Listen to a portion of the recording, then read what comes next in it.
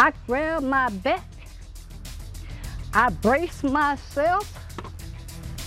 I eased the door open.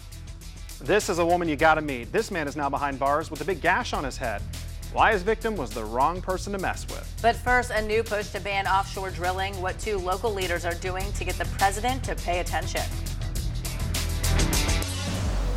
I took that bat and hit him upside the paya.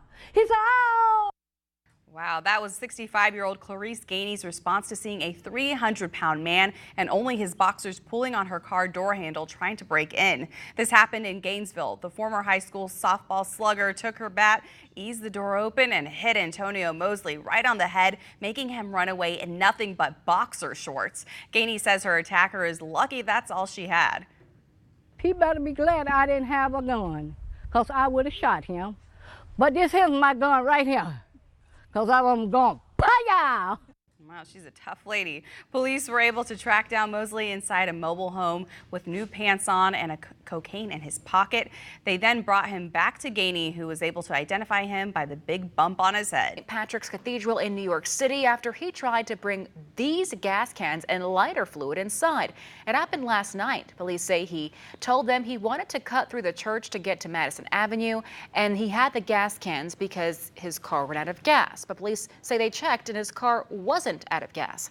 Investigators say it's too early to determine his motive exactly. The incident comes just days after a devastating fire ravaged the Notre Dame Cathedral. Authorities in Paris are still trying to piece together what exactly happened. They're questioning 30 employees from different companies involved in the cathedral's restoration work. Meanwhile, France has announced a design competition for the iconic Notre Dame spire that fell in those flames. So far, people from around the world have donated more than $1 billion to rebuild the historic landmark. Disney has pledged $5 million. The 850-year-old church was the setting for Disney's 1996 animated adaptation of Victor Hugo's The Technician behind bars this morning accused of preying on a patient. It all happened right here at the Physicians Regional Medical Center.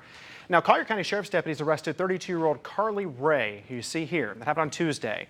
They say she stole a Rolex watch from a patient she was taking care of. And deputies say Ray admitted to taking that watch to a nearby pawn shop to pay her bills.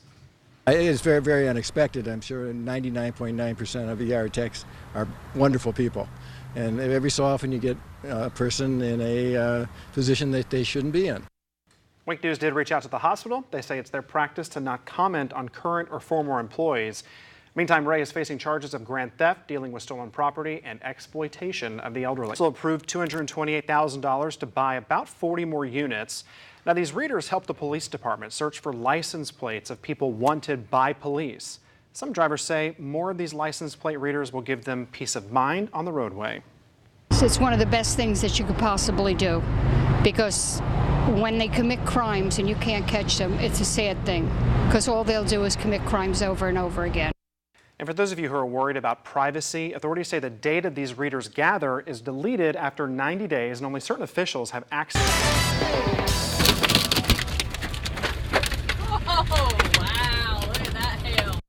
Golf ball-sized hail pounded parts of Texas overnight.